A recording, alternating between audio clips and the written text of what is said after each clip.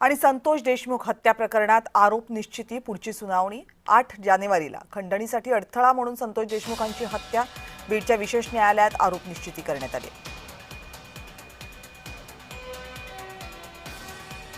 अखेर आज न्यायालयाने वाल्मिक कराड व त्यांच्या गँगच्या विरुद्ध आज आरोप निश्चित केलेले आहेत।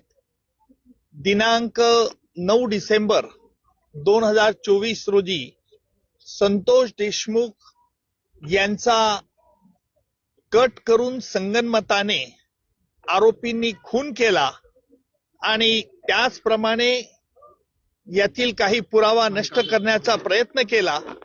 चार्ज फ्रेम आज झाला आहे। तर माझी प्रतिक्रिया अशी आहे पहिली की आता आरोप निश्चिती झालेली आहे, तर लवकरच आरोपींना फाशीची शिक्षा झाली पाहिजे आणि देशमुख कुटुंबियाला आणि या लढाईत सगळे जे पीडित कुटुंब होतं आमचं देशमुख कुटुंब, सगळं गाव आणि ज्या पद्धतीने या सगळ्या लोकांनी या न्यायाच्या बाजूने उभा राहिले त्या सगळ्या लोकांना न्याय पाहिजे आणि तेवढीच आमची सुरुवातीपासून मागणी। आम्ही न्यायाच्या प्रतीक्षेत आतापर्यंत आहोत।